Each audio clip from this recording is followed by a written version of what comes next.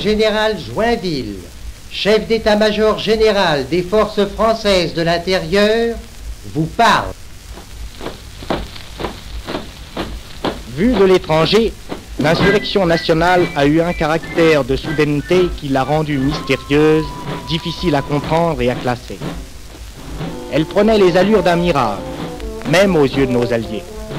En nous fournissant des armes, ils espéraient obtenir la coupure d'un certain nombre de voies de chemin de fer et l'incendie de quelques dépôts ennemis, mais n'osaient pas prévoir le soulèvement de tout un peuple.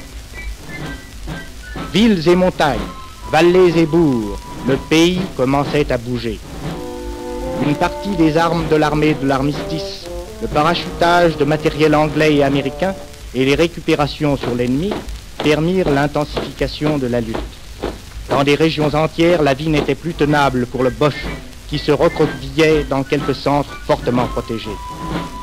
Le jour tant attendu du 6 juin arriva. Avant toute indication parvenue du commandement allié, le Comac et l'état-major national des FFI surent considérer que l'investissement de la Bretagne était imposé par la géographie. Le second objectif était également inscrit sur la carte. Il était évident que les troupes allemandes du sud-ouest devaient se trouver en état de moindre résistance. L'ordre fut donné de les attaquer à fond. Tout le centre prit feu. Une à une, les villes furent libérées, tandis qu'à l'est du Rhône, les valeureux maquisards du Vercors, de la Savoie, des plateaux de l'Ain, s'apprêtaient en combattant à ouvrir la voie aux unités de l'armée française débarquées. Des attaques héroïques menées par les seules forces françaises de l'intérieur au sud de la Loire aboutirent un peu plus tard à l'encerclement et à la capture de plus de 20 000 Allemands. La bataille gagnait l'Orléanais, s'approchait de Paris. Le 15 août, le Comac et l'état-major national multipliaient les appels au sabotage intensif. Les ordres étaient préparés qui devaient soulever la région parisienne au moment opportun. Des dizaines d'agents passaient les lignes, indiquaient l'importance des forces ennemies et l'emplacement des troupes alliées. Le 19 août arriva, les ordres furent donnés, et ce fut la bataille de Paris.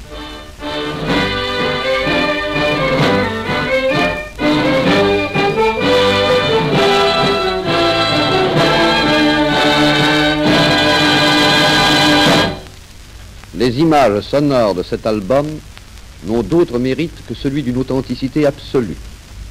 Du 23 au 26 août 1944, elles ont toutes été enregistrées sur les lieux mêmes où le peuple de Paris combattait et mourait pour sa liberté.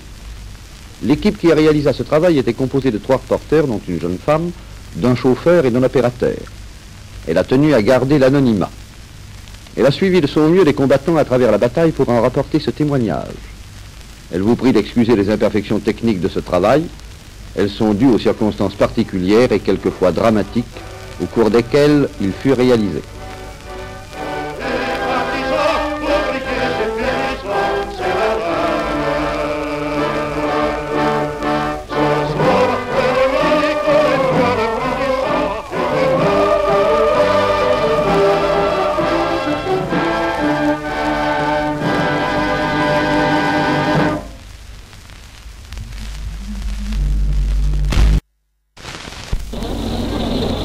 Samedi 19 août, midi 30.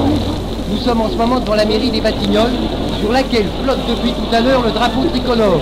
Ce drapeau que nous n'avons pas revu depuis 4 ans. La foule crie sa joie et chante la Marseillaise.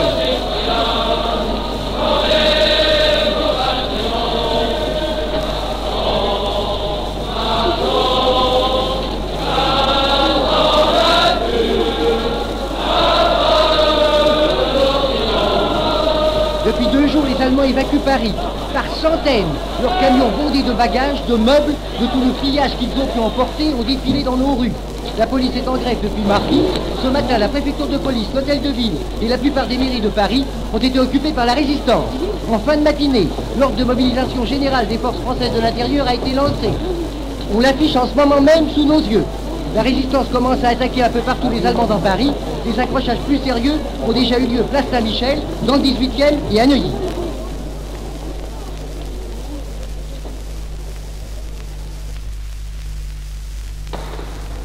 Samedi 19 août, 16h30. Dans Paris, la bataille s'étend. On se bat dur à la mairie du 10e et autour de la préfecture.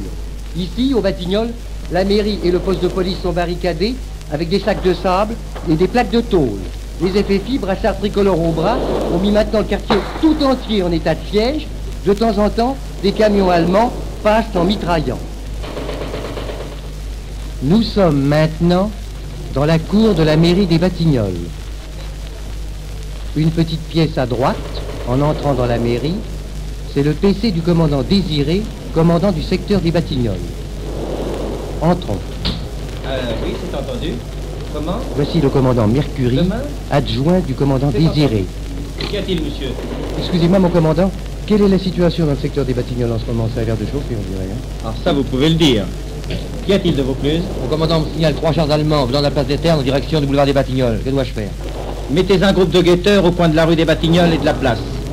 Organisez un centre de résistance dans le garage Citroën au coin de la rue de Rome. Le reste de la 3e compagnie en petits postes. Le premier, devant le café de la Roulotte, à l'angle de la rue de Rome. Un autre au coin de la rue Boursault. Un 3e au coin de la rue de Moscou avec des bouteilles d'essence prêts à intervenir si les chars allemands avancent vers la place Clichy. Compris? Bien, mon commandant. Dès que tout est en place, je vous fais prévenir. Eh ben, dites donc, j'ai l'impression qu'il va y avoir du sport dans votre quartier. Ah oui, vous tombez bien. La première compagnie vient de prendre 25 friquets dans un camion. Qu'est-ce qu'on en fait? Dans la cour de l'école Truffaut avec 3 sentinelles. Vous avez pris des armes? Oui, 20 Mauser, 15 mitraillettes, 10 parabellum, 2 caisses de grenades. Bon, portez-les à l'armurerie. Distribuez des armes à la 2e compagnie. Il y a des pertes? 3 tués, 10 blessés. Oui, ici les Batignolles. Ah bon? Bon, ne quittez pas, je vous passe le commandant. Mon commandant, c'est Nogent, il me demande du renfort. Allô? Oui? Du renfort? Demain? C'est entendu. Ça va mal là-bas? Ben vous l'entendez, on va leur donner un coup de main. Demain, la 1e et 2e compagnie partiront en camion.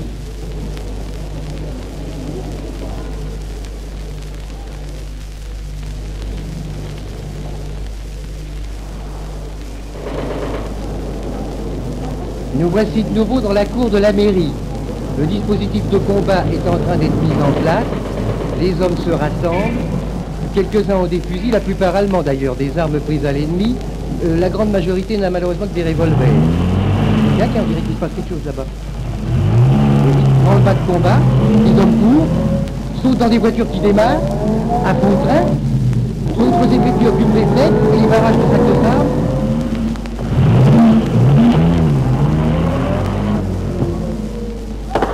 Et ça pétara du côté de la rue de Rome. Attention, des gens courent. Un camion allemand, bougez-vous.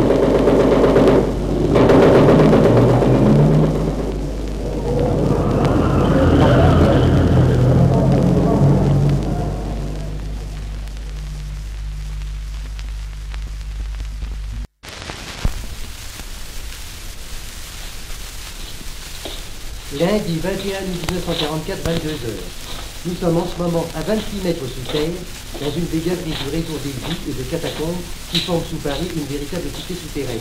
Nous sommes descendus tout à l'heure par la rue Selcher et nous sommes en train de nous diriger vers le PC du colonel Roll, chef des effectifs d'Île-de-France. Ce PC est installé exactement sous le lion de Bedford, dans un abri à défense passive que M. Tabet, chef du service des égouts de Paris, a mis à la disposition de la résistance sur l'ordre du général Dassault, gouverneur militaire de Paris et commandant militaire du Front National.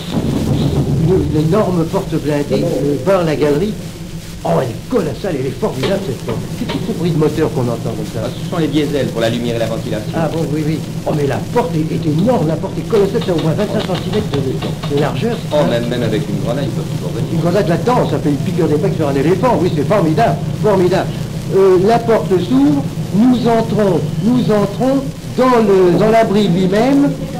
C'est une impression extraordinaire, on se croirait dans la ligne Maginot. Une grande galerie centrale, voûtée, éclairée violemment, à droite et à gauche des portes métalliques qui donnent sur des pièces, le standard téléphonique, le réfectoire, des dortoirs, des bureaux. Ah, voici le bureau du colonel Roll. Allô? Entrez. Je m'excuse, mon colonel, nous sommes venus vous demander où en est la situation ce soir dans Paris. Voici la situation. L'insurrection s'étend, toutes les manœuvres de l'ennemi, trêve compris, ont été déjouées, les défenseurs de la cité sont renforcés et constituent un centre de résistance inexpugnable dont les barricades forment les points d'appui principaux. Bon. D'autres barricades au nord et au sud, de l'hôtel de ville au boulevard Saint-Germain, en sont les ouvrages avancés. Depuis 3 jours, rien qu'à la cité et place Saint-Michel, les Boches ont perdu 3 chars et quantité de camions. Ah, c'est magnifique. Nous avons fait de nombreux prisonniers. La milice patriotique de Paris-Soir a pris un char. Ah, c'est formidable. Et en banlieue, mon colonel? Des combats sérieux. Tenez, voyons la carte. Nos forces occupent les mairies suivantes. Les Lilas, Bagnolet, Bondy, Drancy, Noisy-le-Sec, Pantin, Romainville, Montreuil, où s'est déroulé un dur combat. Pavillon-sous-Bois. À Vincennes, nous avons attaqué le fort, et nous avons été repoussés la première fois. Espérons qu'on vous le prendra la prochaine fois. Et les Alliés, où sont-ils exactement? Ils se rapprochent. Les officiers ont établi la liaison avec eux. Hier, dans le sud, ils occupaient la ligne, Bonaflé, Maule, Ben, Trappes, Arpajon. On s'est battu ce matin à Montlhéry. Les Allemands s'organisent défensivement dans la région, Vissou, Rissorangy, Juvisy, Fleury-Saint-Michel, Montlhéry. Il n'y a d'ailleurs qu'un faible rideau de troupes devant les Alliés. Ah, il y a peu de monde. Et dans le cadre général de la bataille, mon colonel, quels sont les buts tactiques de l'insurrection? D'abord, empêcher la destruction de la ville en occupant, sans s'y accrocher coûte que coûte, les édifices et les centres vitrés. Empêcher la destruction des ponts qui germaient l'avance alliée. Attaquer l'ennemi partout où il va. Enfin, sauver Paris et sa population. Et on le sauvera, mon colonel. Et l'armement? C'est le point faible. Nous manquons d'armes, surtout d'antichars. Heureusement, notre tactique de la guérilla déconcerte littéralement le Boche. Alors, confiance, mon colonel? Plus que jamais. Tenez, voilà les ordres de la population parisienne que je viens de rédiger. Les FFI et la population ont engagé la bataille pour Paris. Chaque fois que nos soldats ont respecté la tactique mobile de la guérilla, ils ont écrasé l'adversaire. Cependant, un danger subsiste. Les mouvements rapides des chars ennemis. Ce danger est facile à conjurer. Il suffit d'empêcher les Boches de rouler. Pour cela, que toute la population, hommes, femmes, enfants, construisent des barricades. Que tous abattent des arbres sur les avenues, boulevards et grandes rues. Que les petites rues soient particulièrement obstruées par des barricades en chicane. Organisez-vous par maison et par rue pour garantir votre défense contre toute attaque ennemie. Dans ces conditions, le Boche sera isolé et cerné dans quelque sens. Il ne pourra plus exercer de représailles, tous se barricadent, lui roule. Eh bien, merci, mon colonel. Merci infiniment de votre accueil.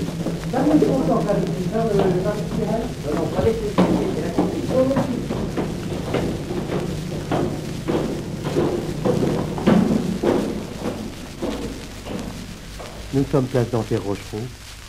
La rue est déserte. Attention, voiture allemande.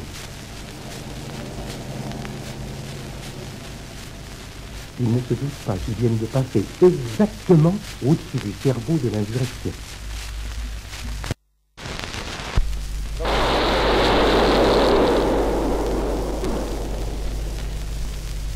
Mardi, 22 août 1944, 14 heures. Nous sommes dans une maison de la rue d'Enfer Rochereau, pas très loin du Val-Bullier. Ça tiraille dehors autour du Luxembourg. Une petite pièce nue, meublée d'une table, de quelques chaises. C'est le lieu de réunion du comité d'action militaire, organe de commandement suprême des forces françaises de l'intérieur sur le territoire national. Les 3 hommes, sur qui pèse la responsabilité de la bataille, sont là. Pierre Villon, qui préside, Jean de Beauvais, dit Vaillant, Maurice Criégel, dit Valrimont. Villon parle. Maintenant que l'appel du CPL a été approuvé par le CNR et que les représentants civils et militaires du gouvernement s'y sont ralliés, voyons où nous en sommes. Vaillant, qu'est-ce qui se passe à Paris? Justement, j'arrive à l'instant du PC de l'état-major de Paris. Depuis hier soir, la bataille a repris partout avec intensité. Nos formations sont passées à l'attaque, notamment dans le secteur sud de défense de la cité, où ce matin encore, des chars ont été mis en déroute après de durs combats. Les hommes font preuve d'un mordant remarquable. On constitue des unités spéciales, de grenadiers anti-chars, qui s'attaqueront aux patrouilles Boches sur les quelques itinéraires qu'ils parcourent encore. L'ordre de dresser les barricades est exécuté partout. Et toi, Valrimont? Au PC de l'Île-de-France, tout va très bien. Les liaisons fonctionnent avec tous les départements et tous les groupes.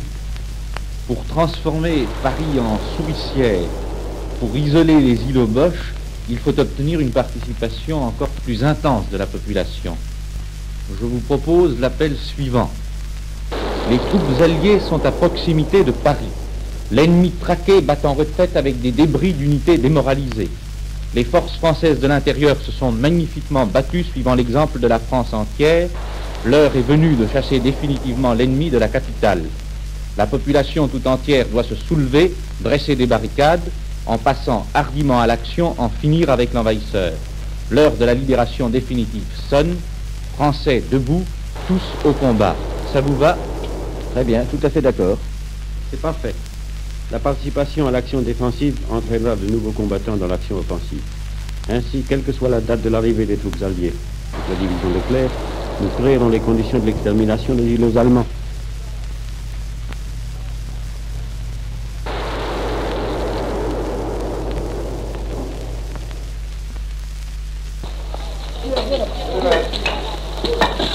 Mardi 22 août 1944, 21h30. Nous sommes en ce moment au pied de la butte Montmartre. Toute la population du quartier est dans la rue. L'appel aux barricades a été entendu dans toute la ville. À tous les coins de rue, à tous les carrefours, les barricades commencent à se dresser. Hommes, femmes, enfants, vieillards, tout le monde s'y est mis.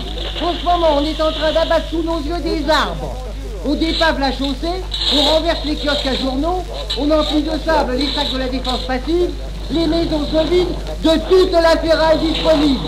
Liquage, vieilles autos, voitures d'enfants, poubelles défoncées. La barricade, du chemin barre maintenant complètement la rue sur toute sa largeur. Elle a déjà au moins 1 mètre de haut. L'ambulance, c'est barré. La première à droite, il y a une chicane. Oui, tu pourras passer. Oui, ça va devenir vite, circuler maintenant dans Paris, ça va pas être facile.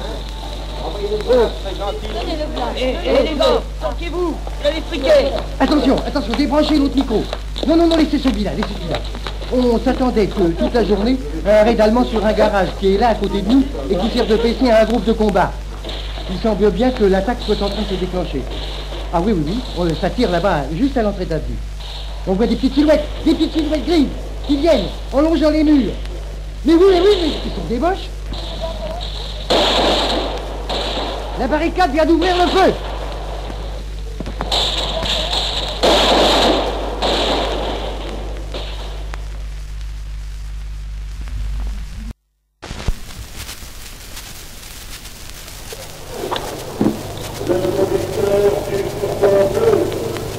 Mercredi 23 août 1944, 14h.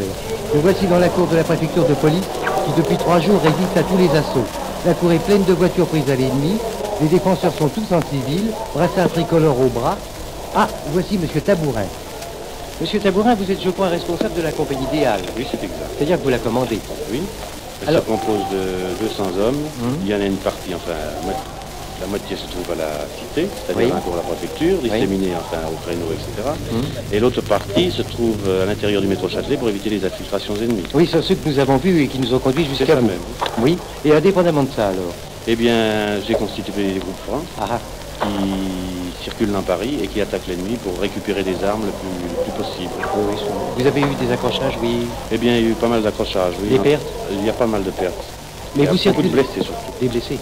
Et vous circulez, mais comment? Les voitures que vous employez sont des voitures de la préfecture? Il y a des voitures de la préfecture et des voitures de récupération. C'est-à-dire des voitures...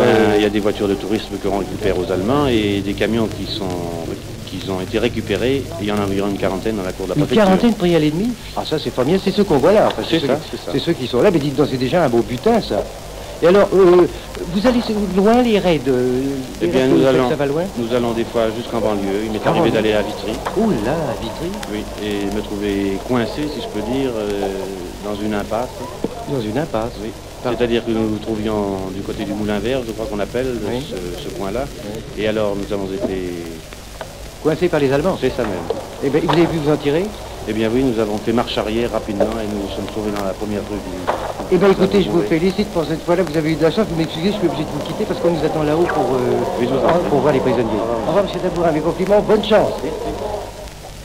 Nous sommes maintenant au second étage dans les anciens locaux des renseignements généraux où l'on garde les prisonniers allemands. Eh bien ils n'ont pas l'air de gros sans paix. Tenez, interrogez dans celui-là. Demandez-lui donc comment il a été pris. Comment avez-vous été pris? Sur une voiture?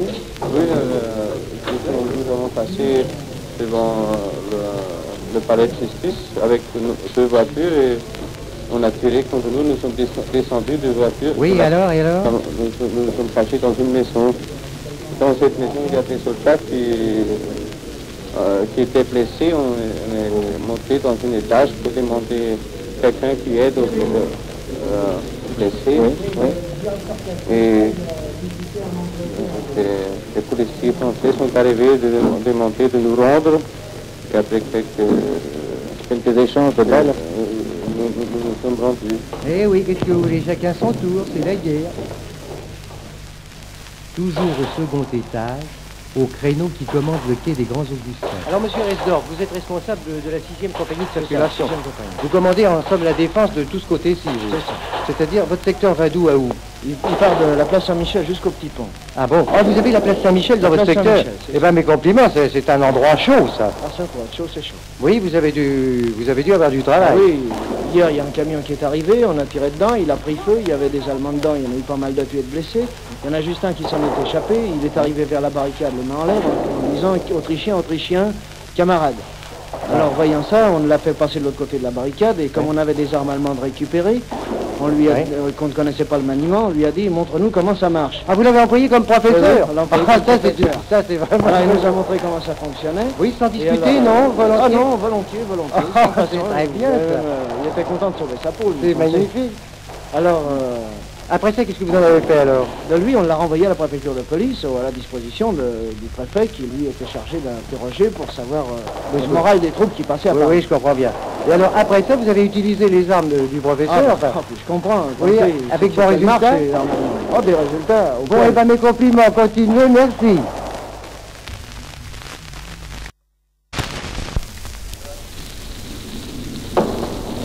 Jeudi 26 août 1944, 21h, 6e jour de la bataille de Paris. On s'est battu toute la journée, les 3/4 de Paris sont libérés. Ça tire toujours dans l'obscurité. L'électricité est coupée partout. Le téléphone fonctionne encore, heureusement. Le canon des Alliés se rapproche de plus en plus. Les incendies embrassent tout l'horizon. Dites donc, nous venons d'apprendre à l'instant par téléphone que les premiers soldats français sont signalés à Fresnes. Ah, c'est la division Leclerc. Quoi? Versailles ne répond plus au téléphone. Oui, Versailles ne répond plus seulement. On nous signale de Saint-Cloud que les premiers Américains auraient dépassé Versailles et seraient aux environs de Garches. Il paraît que les Allemands, en ce moment, sont en train de miner toutes les rues du côté de Neuilly. Ici, dans le secteur des Champs-Élysées, encore tenu par les Allemands, nous sommes installés à un balcon du 73 de l'avenue, dans les salons d'une maison de couture célèbre qui a fermé ses portes il y a 4 ans, le jour même de l'entrée des Allemands dans la ville. Rien n'a changé, nous avons juste une bougie pour nous éclairer. On voit vaguement des robes inachevées posées sur des mannequins, des coupons d'étoffe jaunis, des échantillons sur les tables. En somme, par une sorte de caprice du destin, nous allons assister à la délivrance de Paris, probablement dans le décor intact qui a vu il y a 48 mois commencer sa servitude. La nuit est magnifique.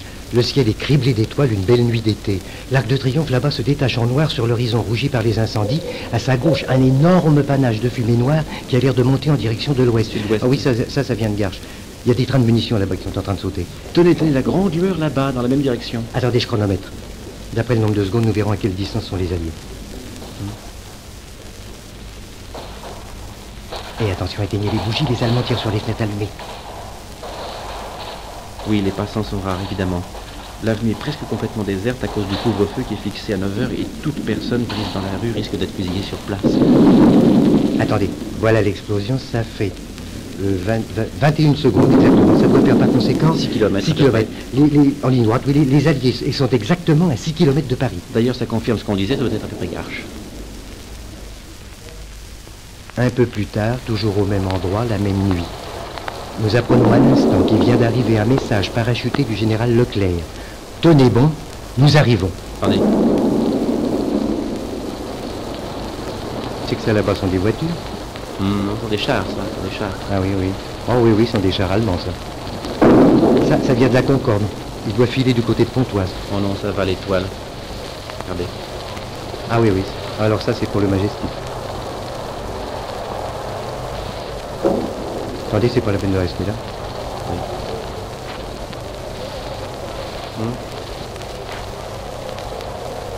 Oui, il y a une moto avec eux. C'est une estafette, probablement.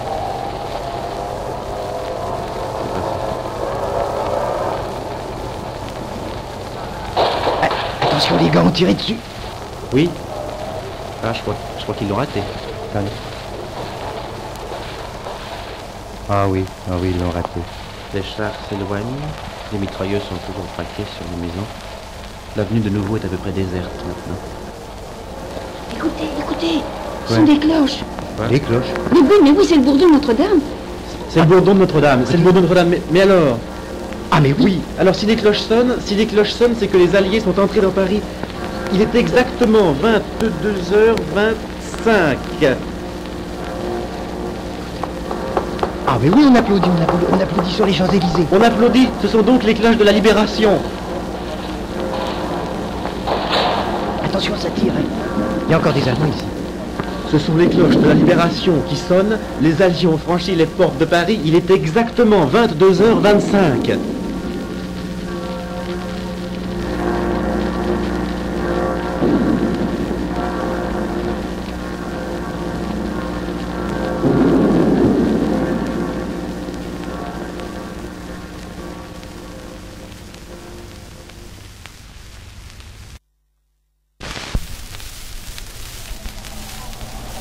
« 13h58, vendredi, là-bas, place de l'Étoile, viennent d'apparaître les 2 premiers chars alliés.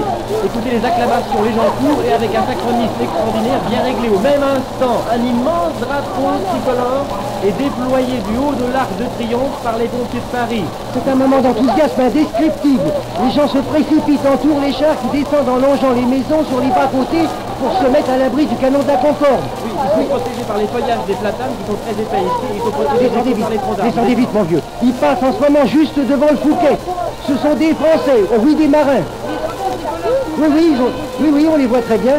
Une voiture de pompiers qui passe. Ils descendent vers nous, voilà le premier. Il y a écrit Champagne.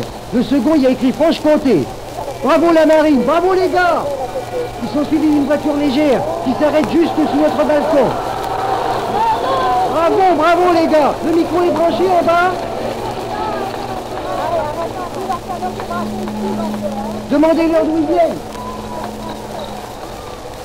En tout cas, vous êtes les premiers à apparaître ici sur les Champs-Élysées comme Français. Doublez-vous. Ah oui. Ah, vous étiez mobilisé sur place en Afrique du Nord. Oui, c'était mobilisé là-bas. C'est la première fois que vous voyez Paris? Ah non, moi je connais Paris déjà. Vous êtes parisien? Je suis de la famille. Non, je suis pas parisien, je suis de Lorrain. Où êtes-vous? Je suis Lorrain de Metz. Comment vous appelez? Laurent. Laurent, et vous et toi? Ignal, de Brest. Ignace? Ignal.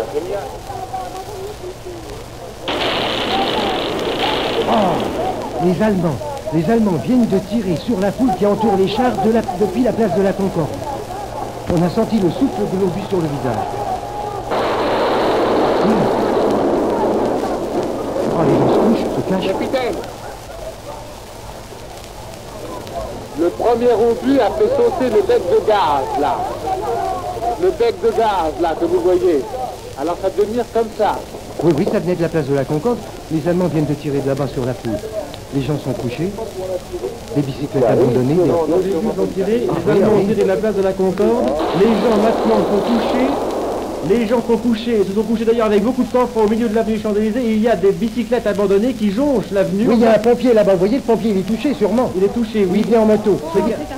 Ce camarade Le Prenne. Sa jambe qui reste au milieu de la chaussée. C'est la jambe de ce pompier blessé qui reste au milieu de la chaussée. Ah oui, il continue à tirer. Ce camarade Le Prenne, il y a certainement il y a des blessés et des morts. Il y a des morts. Regardez les brancardiers. Voilà les brancardiers là-bas, vous voyez le prêtre? Ils ont alors un oui, ils agitent leur drapeau. Un prêtre dont la soutane est toute couverte de poussière, ils agitent le drapeau de la oui, croix. Il continue à tirer, il n'arrête pas. Regardez cette femme là, cette femme qui... Oh, elle était ventrée. Elle était ventrée. Elle était ventrée. Elle était ventrée, on ne peut pas décrire ça, c'est pas... Les salauds, regardez, ils tirent. Ils tirent sur la foule. Les brancardiers. Ils ont tiré sur les brancardiers. Les brancardiers se sont couchés. Ils se relèvent, ils emmènent les blessés. Il y a là, en bas, ici, il y a des camarades, du pompier blessé qui a sauté sur un char, qui a pris un fusil mitrailleur et des grenades et qui part maintenant à pied comme un fou en direction de la Concorde. Regardez l'officier au milieu là-bas. Le midship là-bas. L'officier du détachement il était battant. Tranquillement, imperturbable, se promène au milieu de l'avenue Échangée en inspectant la Concorde à la jumelle. Il nous fait signe de nous mettre à la jumelle. Les chars répondent, les chars français répondent et sont suivis maintenant par des sections de fantassins qui s'avancent vers la Concorde, à l'abri derrière eux, toujours en tirant. Et d'autres chars, à présent, descendent maintenant et les suivent. Oui, il y en a un qui il y a le Timoun, celui-là c'est le Timoun, l'autre c'est le Sirocco. Sur une civière, on emporte le pompier qui a été blessé grièvement tout à l'heure sur les Champs-Élysées et qui a laissé sa jambe au milieu de l'avenue. Il est mort, une carte d'identité est épinglée à sa vareuse, il a 23-24 ans, une alliance brille à sa main. C'est un spectacle très émouvant et en même temps glorieux. Il était tendu sur la civière, ses camarades ont amené une voiture. En ce moment, les infirmiers qui ont été tout à l'heure le ramasser sous les balles au milieu de l'avenue sont en train de le mettre dans l'ambulance. Il manque à l'homme une jambe, il est mort. L'attaque de la Concorde est commencée. Les Champs-Élysées sont libérés, il est 14h02.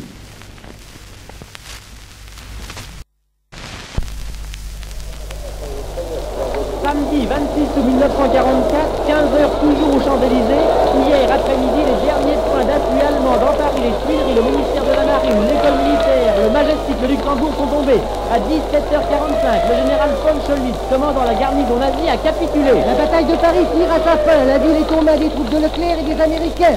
Le gouvernement provisoire siège à l'hôtel de ville. Le général de Gaulle, qui est arrivé cette nuit, est en train de descendre en ce moment vers nous, venant de l'Arc de Triomphe. Il est presque sous nos fenêtres et on voit sa grande silhouette déjà légendaire qui se détache au milieu de son escorte. Il salue, on le voit les deux mains.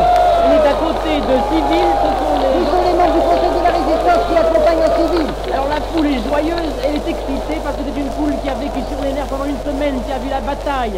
Oh, c'est un enthousiasme fou, on s'embrasse, on applaudit, on crie. Tenez, voilà Leclerc là-bas, le plus petit en kaki. Entouré de son état-major. Il a l'air très ému, hein. La rue est entièrement pavoisée, on a l'impression de marcher dans un drapeau déployé. Elle est pavoisée aux couleurs des Alliés et jamais l'expression noire de monde n'a été aussi fausse. Les femmes ont des cocards tricolores dans tous les cheveux, des petits drapeaux tricolores à la main. Et elles sont en couleur claire, bleu, blanc, rouge, avec leurs blouses, leurs jupes, leurs robes. C'est gai, c'est extrêmement pimpant, c'est ensoleillé. Il y a des gens jusque sur les toits. Au milieu des pompiers, là-haut, bien sûr, le service d'ordre. On voit briller leurs casques et ils sont au milieu de leurs kaki. Les agents ont repris leurs uniformes. Ils sont en tenue maintenant. Ils portent un brassard tricolore. Au-dessus de la foule des avions alliés qui rasent les temps, ils prennent très bien leurs pilotes. Oui, regardez, on les voit. On les voit assis. Ils nous font signe. Je sais pas, mon vieux, ils nous font signe sur des bouts de place, là. Tout le monde les salue de la main et ils répondent. Pendant ce temps-là, le défilé continue, mêlé aux troupes régulières, les FFI,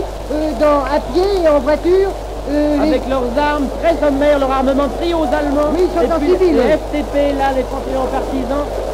Toutes les classes de la société sont réunies, on voit des ouvriers, des employés, des et la police, les agents de police sont en train de défiler en tenue, ils sont extrêmement applaudis. Les brancardiers. Des brancardiers, oui, les brancardiers à bicyclette, même précédés par un abbé. Et tirent leur remorque, ils sont très applaudis parce qu'ils ont été magnifiques, nous l'avons souvent signalé. Voilà, voici la voiture des cheminots, la voiture de la SNCF qui sont aussi très applaudis. Oui, très applaudis. Et les Espagnols, là, les soldats de la République espagnole avec une grande banderole qui tient toute la vue sur laquelle il y a écrit Vive la France. Maintenant, tout le monde a repris la place, la ville des Champs-Élysées est envahie, il y a une meute de cyclistes derrière, qui suit chacun crie sa joie, on est content, ça fait 4 ans. Attention, tir. Mesdames, mes chers auditeurs, la foule s'est couchée instantanément au milieu des Champs-Élysées. Les effectifs sont réfugiés derrière leurs voitures. Les passants, la foule s'est abritée derrière les voitures, derrière les arbres et dans les porches des maisons.